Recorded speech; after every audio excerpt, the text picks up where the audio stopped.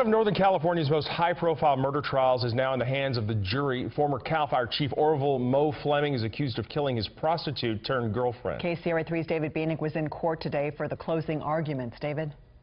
Edie, good afternoon. During closing arguments today here at the courthouse, both sides did agree on one thing, that Mo Fleming did indeed stab and strangle his girlfriend, Sarah Douglas. What they don't agree on is what was going through his mind at the time, and that can make a big difference when it comes to determining how long he'll spend behind bars.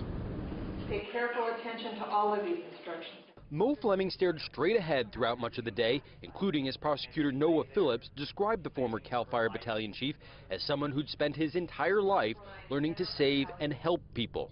But he took all of his skills and he turned them into something wicked. Phillips said Fleming's girlfriend, Sarah Douglas, never had a chance as he repeatedly stabbed and then strangled her last May during an argument at their home in Elk Grove.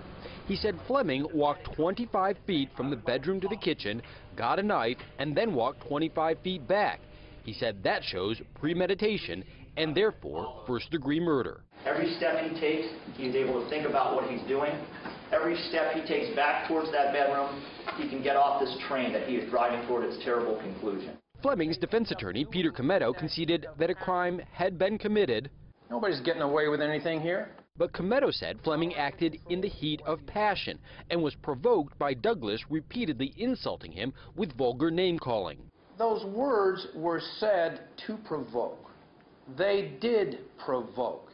They would provoke any of you to do something rash.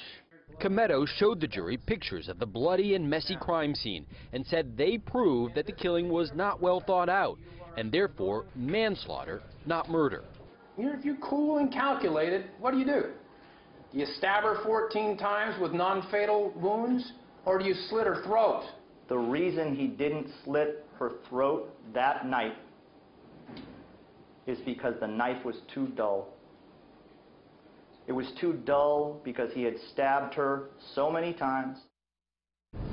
Now, if Mo Fleming is convicted of murder in the first degree, that would likely carry a sentence of 25 years to life. If, on the other hand, it's a conviction for manslaughter, the likely sentence would be somewhere between 3 and 11 years. The jury deliberated for about 2 hours this afternoon and has now gone home for the evening. Live in Sacramento, David Bieniek, KCRA 3 News.